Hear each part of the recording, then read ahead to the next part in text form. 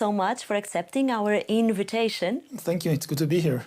Right at the beginning of the book, you write, imagine that in the 21st century, the whole world became a hostage of a totalitarian regime.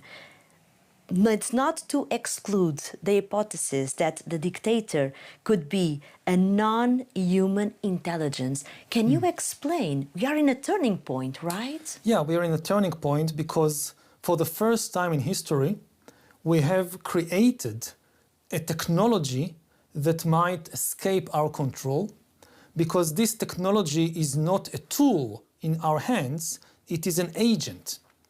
An agent that can make independent decisions and can invent new ideas by itself. Every previous technology, from the printing press to the atom bomb, it was a tool that empowered us. A printing press cannot decide which books to print. Humans decide. A printing press cannot write new books. All the books come from our mind. Also, an atom bomb cannot decide which city to bomb and cannot invent a new powerful weapon. But AI can do these things. Autonomous weapon systems, an AI weapon, can decide by itself who to attack, who to bomb. And AI can already write texts, create music, create images, and entire videos just by AI. They are still not as intelligent as us, of course.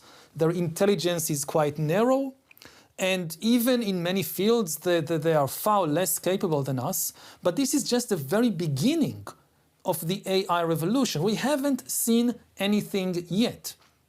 AI will continue to develop for years, decades, maybe for thousands of years, and could potentially become far more intelligent and capable than us, and then it could escape our control and enslave or even annihilate us. Maybe I give just one short story. Yes. To kind of demonstrate how these AIs are different from previous technologies. When 2 years ago, OpenAI developed GPT-4, they wanted to test what can this technology do. So they gave it the task, the goal of solving CAPTCHA puzzles. CAPTCHA puzzles are these visual puzzles that sometimes when you access a web page or your bank and the bank wants to know if you're a human or a bot, you have to identify some visual puzzle like a string of twisted letters.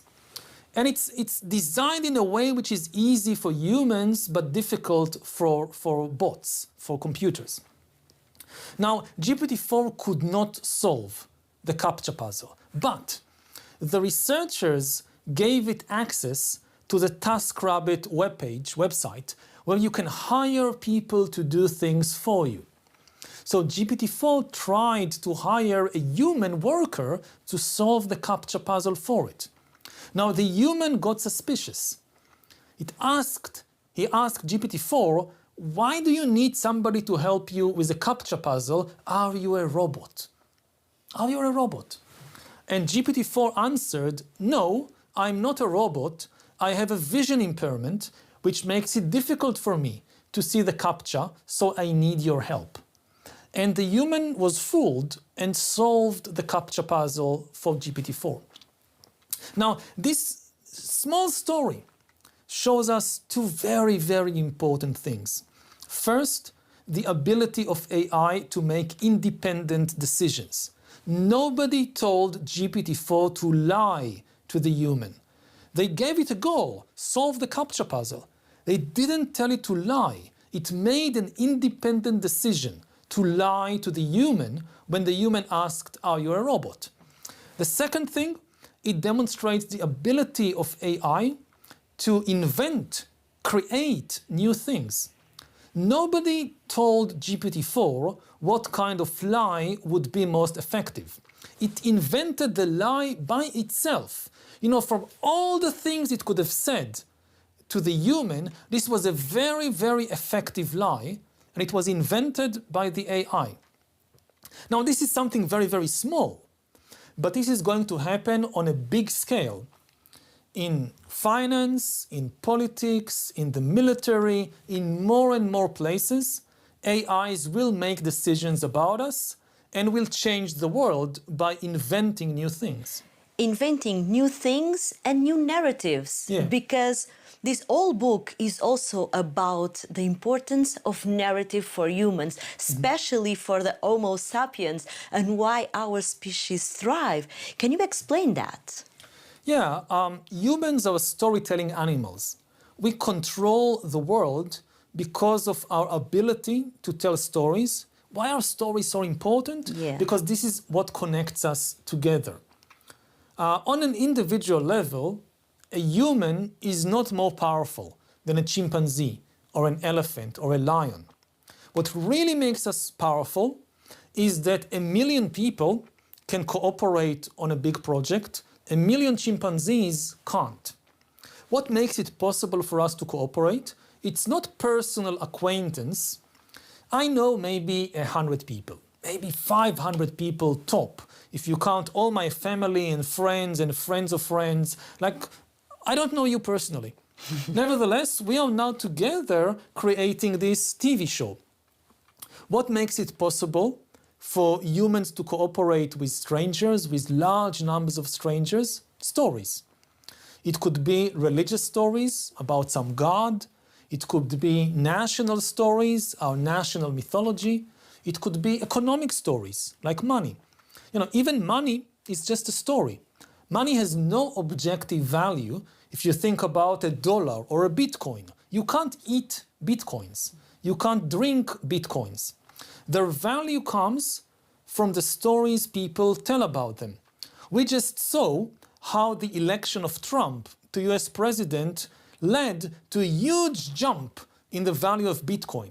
It's now like $70,000 or $80,000 for one Bitcoin. Why? Why should the election of Trump lead to a rise in the value of Bitcoin? Because of the story. That you see that people constantly tell stories in order to convince other people that this thing has value. And it works. This is the basis for all our economic system. The stories that we tell about currencies, about the stock exchange, about companies, and every company that wants to raise money, to gain investments, it tells a story. Like people in the investment world, they know that ultimately to have investors, you need to tell a successful story. It's not enough that you have good engineers or you have good technology. And now for the first time in history, there is something that can tell a story and is not a human being. Exactly. Again, every previous technology, a printing press could not tell stories. A television set cannot tell stories. A television set can broadcast the stories that we invent. But no story was ever invented by a television. AI is already inventing new stories. It might one day invent new currencies, much more complex than Bitcoin. It might even invent entire new political ideologies, entire new religions. Just an example of the power of stories. Also in this book, you say that, for example, Bialik's poems can be in the center of the beginning of this conflict between Israelis and Palestinians. Yeah. Well, it's a kind of amazing as how a story, how what we write can motivate something like this. Yeah, every nation starts with stories. It's not a land. It's not even, something in our DNA. It's not the DNA that decides whether you belong to Portugal or Spain or to Israel or to Iran. It's the stories in your mind. It's the stories you believe about the past, about God, about whatever. So to create a nation, like to create a religion, people tell stories. It's not just texts, it's also images. If you think, what is the most famous face in the world? What is the most common portrait in history? So it's the portrait of Jesus. over 2,000 years, billions and billions of images and portraits of Jesus were created, and they are everywhere, in churches, cathedrals, private houses, hospitals, many places. Now, the amazing thing about all these portraits is that they are all fictional. We do not have even a single authentic portrait of Jesus. No portrait has survived from his own lifetime, and the Bible doesn't even tell us how he looked like.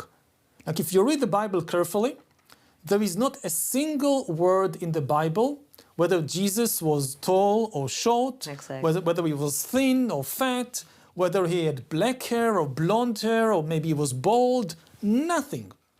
All the billions of portraits of Jesus, they are just fictional images that humans imagined centuries, thousands of years after he lived. And yet they were extremely effective in creating connections between people, in inspiring people. Could be inspiring people to do good things, like give charity and build hospitals and so forth. Could be bad things, like go on crusades or start the Inquisition and torture and kill people because they don't believe in the right story. But this is the power of stories. Well, it looks like you are talking, for example, about social media. Yeah. What you said right now, we can apply to social media. And how would we prevent that something like what happened to the Rohingya people in Bangladesh? How would we, in Myanmar? I'm sorry. Yeah. How would we prevent this kind of events right now? Because the Rohingya massacre was motivated by Facebook. By propaganda and In fake news Facebook. that spread on Facebook, yes. What we need to understand is that information is not truth.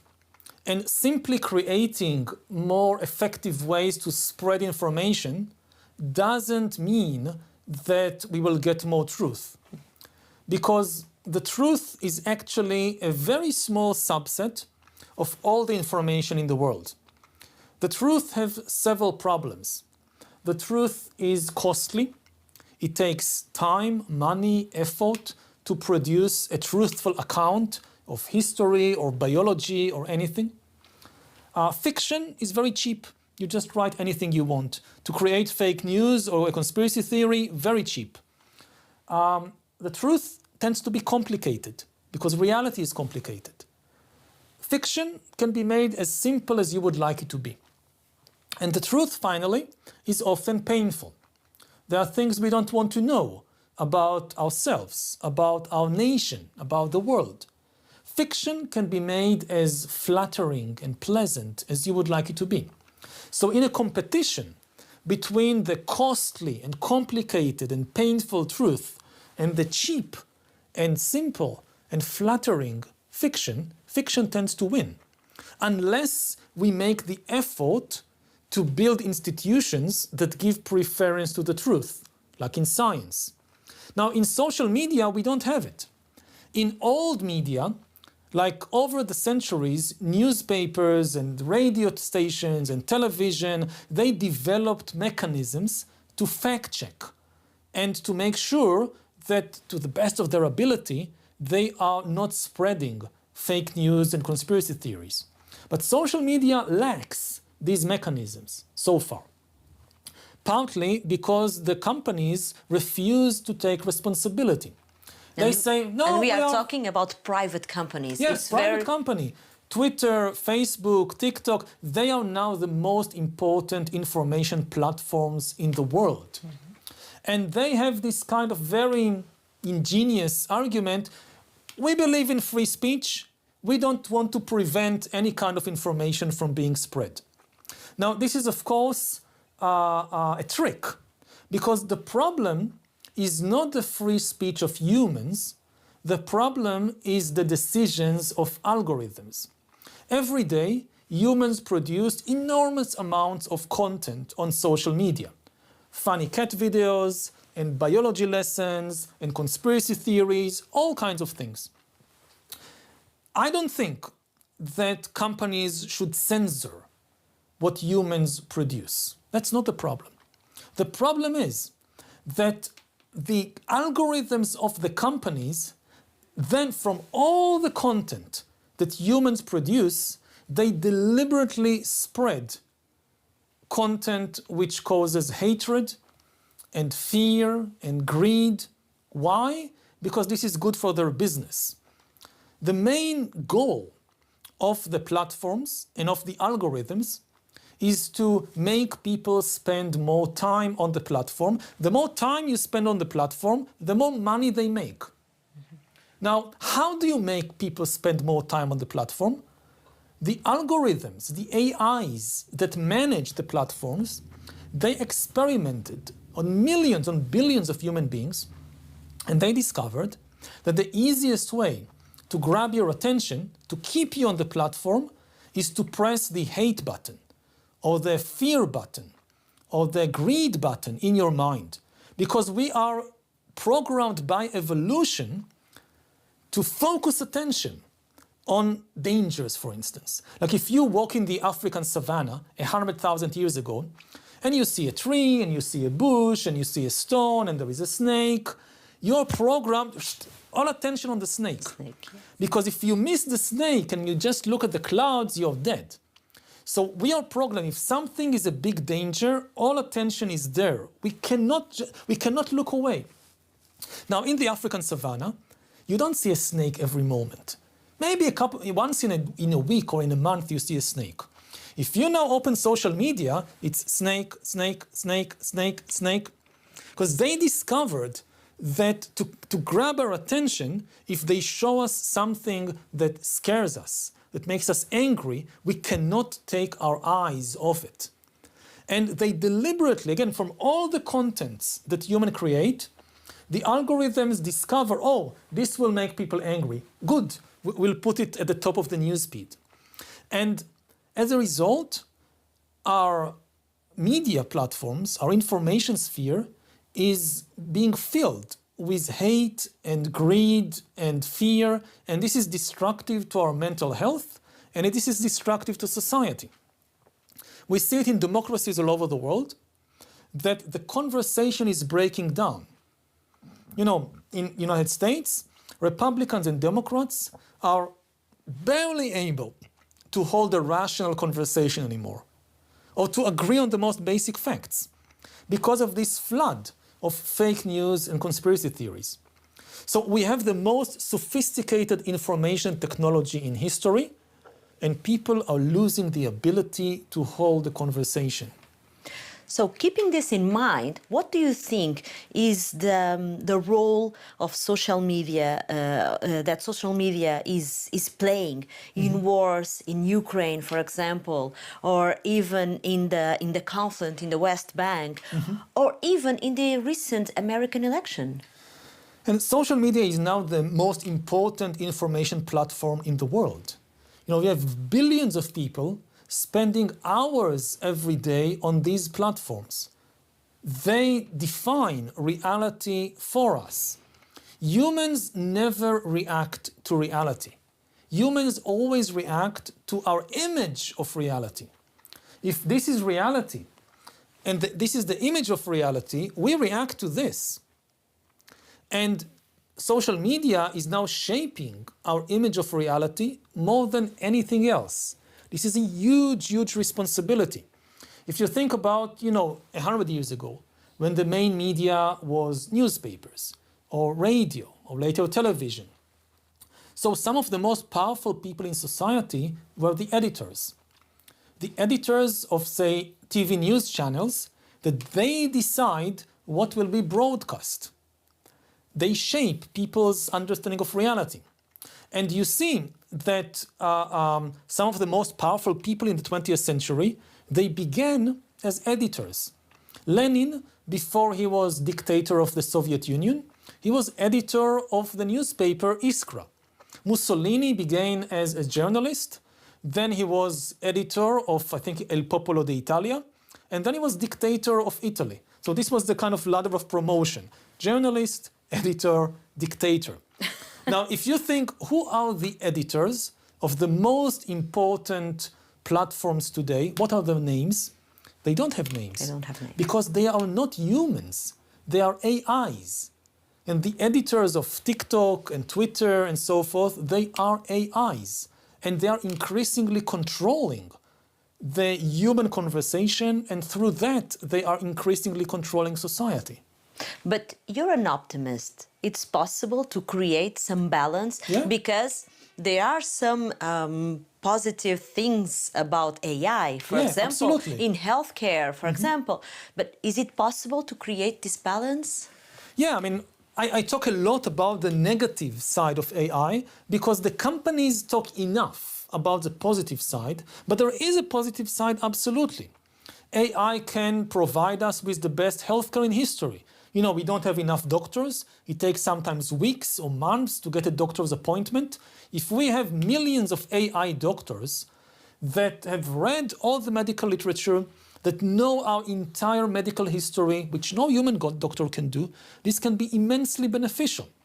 AIs can help in transport. You know, every year, more than 1 million people are killed in car accidents, most of them caused by human error, like somebody texting or looking at their smartphone instead of looking at the road.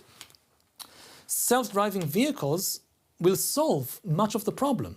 So AIs driving cars could save 1 million people every year. There is enormous positive potential. The question is how to... Nobody talks about, stop all development of AI. This is not the aim. The aim is to regulate AI so that we can enjoy the benefits without suffering from the threats and the negative consequences, the same way we have regulated every previous technology. Like people invented cars, that's very good, but we have a regulation that cars need brakes, and cars need seatbelt, and cars need to be built in such a way, if there is an accident, the car doesn't explode, because there are protection for the fuel tank and things like that. Similarly with medicines. A pharmaceutical company that develops a new medicine cannot simply release it to the public. It has to make sure that it's safe, it has no dangerous side effects and so forth. We need the same thing for AI. And the most basic regulation of all is that companies should be liable, responsible for the actions of their algorithms. Not for the actions of the users, but for the actions of the algorithms. Again, I don't think Facebook or Twitter should be liable for what human users do. If a human user creates some hate-filled conspiracy theory and publishes it on Facebook, I don't think that's Facebook's responsibility. Should be very careful before you censor human beings. But if the Facebook algorithm, out of all the content created by humans, takes this conspiracy theory and puts it at the top of your newsfeed, this is on Facebook, and it should be responsible for the decisions of its algorithms. But as citizens, we are also responsible for what happens. So what can a citizen do to create and to improve this balance?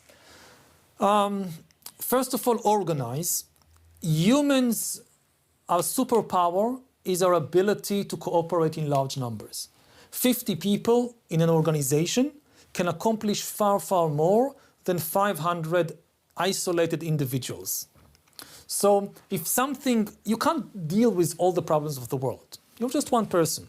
So choose one issue which is close to your heart, and then find an organization, an institution that tries to deal with it and join it. If there is no organization, start an organization. But cooperation is the key. And this goes, of course, all the way up to political parties and elections.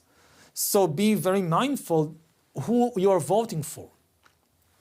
And on the individual level, of course, our responsibility is more limited, but we still have some responsibility as individuals also. And here I would say that people need an information diet. The same way we have a food diet. We know too much food isn't good for us. Junk food isn't good for us, it makes us sick. It's the same as information. Too much information, especially junk information, makes us sick, makes the whole of society sick. We actually need more time to digest information than to put more in. If you just, all day, just consume more and more information, it's like all day you just eat.